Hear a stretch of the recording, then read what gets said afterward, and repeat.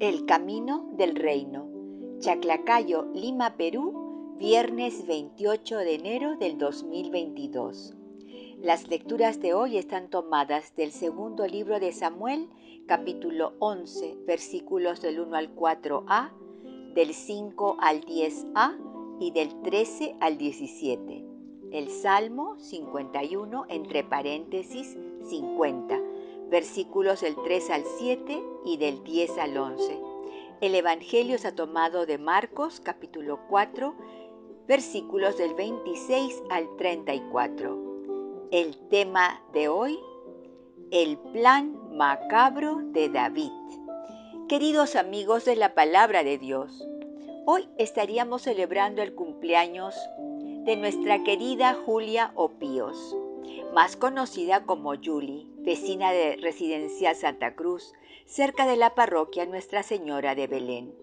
Agradezco a Dios por haberla traído al pequeño rebaño. Fue de gran bendición y una excelente evangelizadora. Muchas veces hicimos las reuniones en su casa de San Isidro. Que Dios la tenga en su gloria. Hoy en la primera lectura veremos cómo tristemente la pereza y la autoindulgencia llevan a David a pecar gravemente contra Urías, el hitita, al trazar un plan macabro para desaparecerlo de la faz de la tierra, pero sin que nadie se entere de que él lo había planeado todo. El Evangelio nos presenta el misterio del reino de Dios a través de la parábola de la semilla de la mostaza y el principio de la siembra y la cosecha. Empecemos oyendo la primera lectura. Lectura del segundo libro de Samuel, capítulo 11, versículos del 1 al 4a, del 5 al 10a y del 13 al 17. Al año siguiente, en la época en que los reyes van a la guerra, David envió a Joab con sus oficiales y todo Israel a devastar la región de los amonitas y sitiar a Rabá. David, mientras tanto, se quedó en Jerusalén. Un día, a eso del atardecer, se levantó de la cama y se puso a pasear por la terraza del palacio. Desde allí, vio a una mujer bañándose, una mujer muy bella. David mandó averiguar quién era aquella mujer y le dijeron: es Betsabé, hija de Alián, esposa de Urías el hitita. David envió mensajeros para que la trajeran.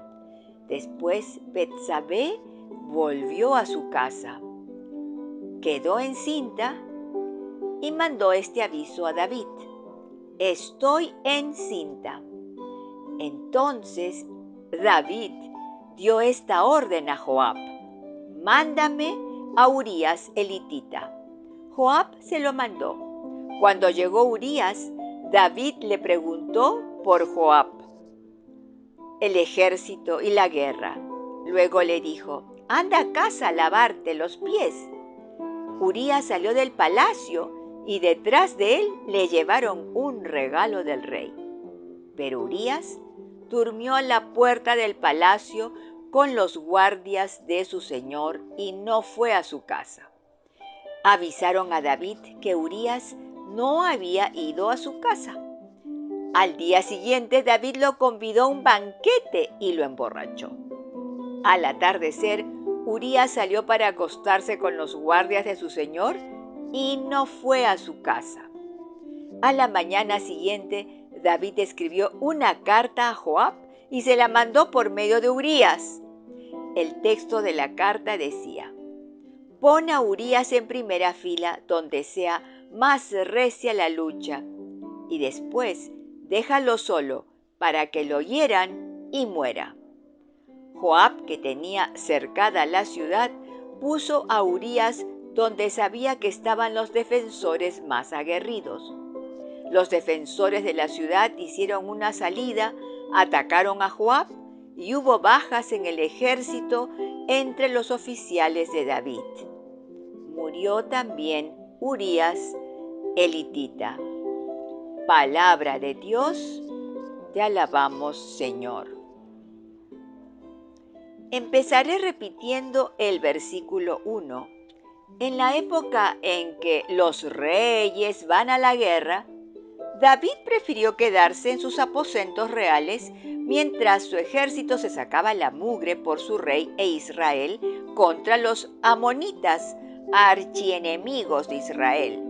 Imagínense que ellos habían solicitado de Balaam que maldijera a los hebreos y junto con Amelec ayudaron al rey de Moab contra Israel y Jericó cayó en su poder. Jueces 3:13. Los amonitas eran descendientes de Benamí, segundo hijo de Lot y hermano de Moab. Dios había decretado que ninguno de sus descendientes se le permitiera entrar a la congregación de Israel hasta la 10ª generación. Deuteronomio 23:3 y Nehemías 13:1. ¿Pero ustedes creen que David tenía un buen plan para su estadía en el Palacio Real de Jerusalén? No, el texto dice que el hombre estaba en la cama hasta el atardecer, es decir, pura pereza. ¿No nos han enseñado que la pereza es madre de todos los vicios? Pues claro, así es que David se levantó de la cama por la tarde y se puso a pasear por la terraza. Desde allí vio a una bella mujer bañándose, seguramente en el río porque en esa época no habían duchas. Al hombre se le prendieron todos los foquitos. ¿Quién es esta diosa?, se habrá preguntado.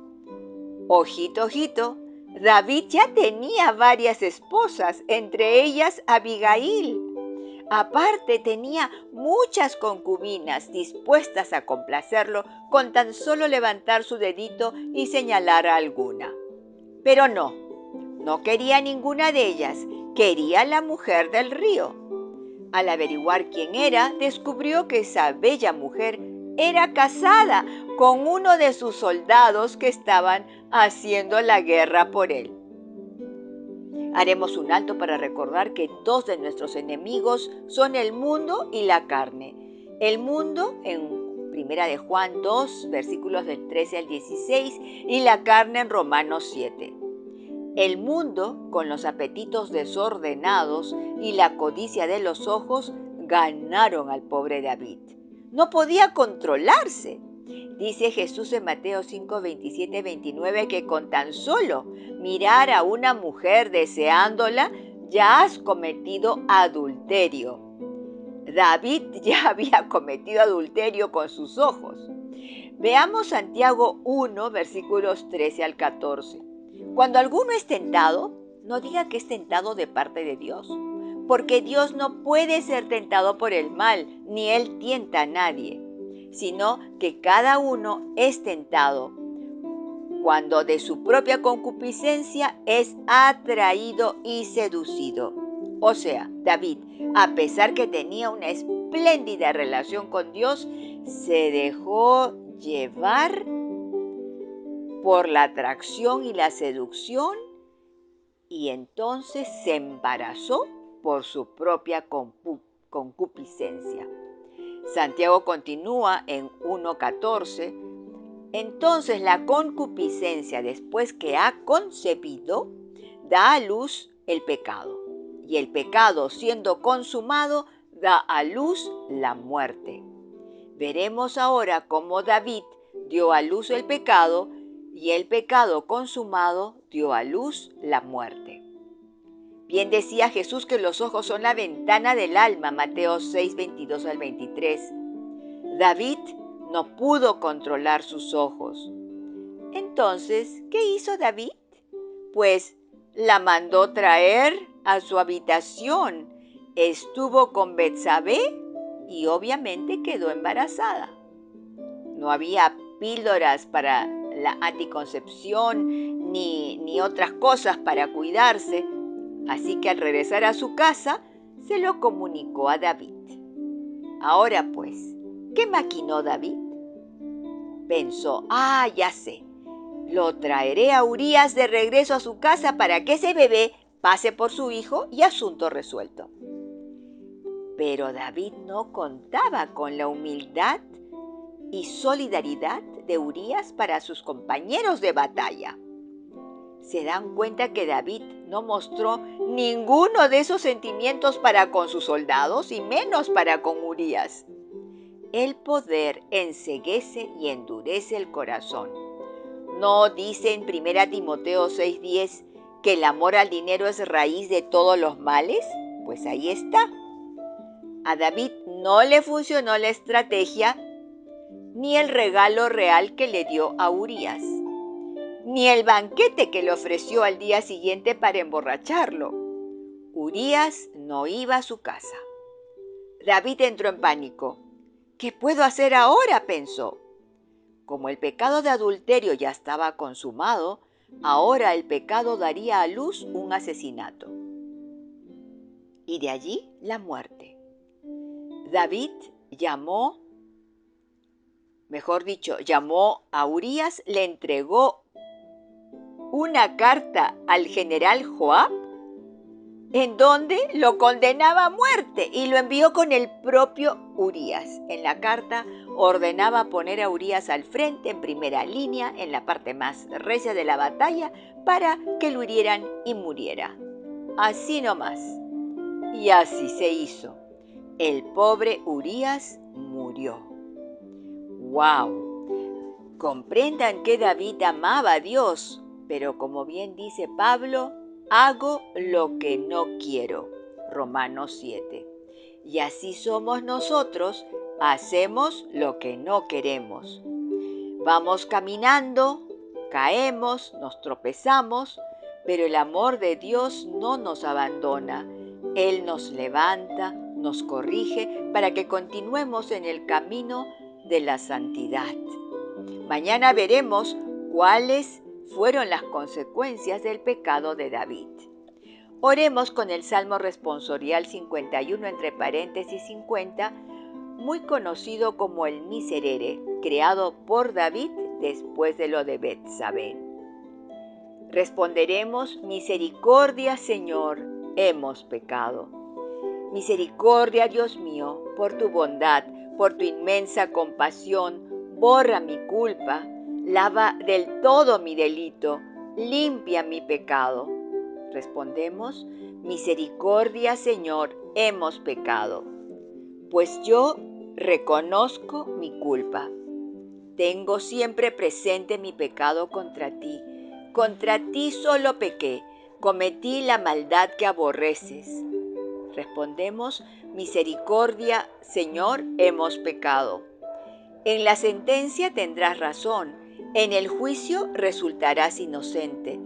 Mira, en la culpa nací, pecador me concibió mi madre. Respondemos: misericordia, Señor, hemos pecado. Hazme oír el gozo y la alegría, que se alegren los huesos quebrantados. Aparta de mi pecado tu vista, borra en mí toda culpa. Respondemos: misericordia, Señor, hemos pecado. Lectura del Santo Evangelio según San Marcos, capítulo 4, versículos del 26 al 34. Respondemos: gloria a ti, Señor. En aquel tiempo, Jesús dijo a la gente: el reino de Dios se parece a un hombre que echa semilla en la tierra. Duerma o se levante, de noche o de día, el grano brota y crece sin que él sepa cómo. La tierra da el fruto por sí misma, primero los tallos, luego la espiga, después el grano. Cuando el grano está a punto, se mete la hoz porque ha llegado la cosecha. Dijo también: ¿con qué podemos comparar el reino de Dios? ¿Qué parábola usaremos? Es como un grano de mostaza. Al sembrarlo en la tierra, es la semilla más pequeña, pero después de sembrada crece y se hace más grande que todas las plantas del huerto, y sus ramas se hacen tan grandes que las aves del cielo pueden cobijarse y anidar en ella. Con muchas parábolas parecidas les exponía la palabra. acomodándose a su entender. Todo se lo exponía con parábolas. Mil disculpas por la interrupción. Todo se lo exponía con parábolas, pero a sus discípulos se lo explicaba todo en privado. Palabra del Señor, gloria a ti, Señor Jesús. El Evangelio nos presenta el principio del comportamiento de la semilla para llevarnos a la comprensión del actuar de Dios en nuestra vida. ¿Sabías que semilla en griego es esperma? Sí. Cuando se nos dice que la palabra es una semilla, Dios nos está diciendo que esa semilla necesita fecundar. Y cuando llega a nuestro corazón, debemos tener la buena tierra bien preparada para que pueda ser fecundado nuestro corazón. Así podrá crecer la raíz, hacer tallo, hojas y luego dar fruto. Mateo 13, versículos del 4 al 9 y del 18 al 23. El principio de la siembra y la cosecha es que necesitamos tener paciencia en la espera del crecimiento de la semilla. El reino de Dios es una semilla que llega a nuestro corazón. Como toda plantita necesita cuidado, protección y riego. Otras veces necesita abono. El agua es la palabra de Dios. Amén. Blanca Foster, Ministerio Yo Amo la Biblia.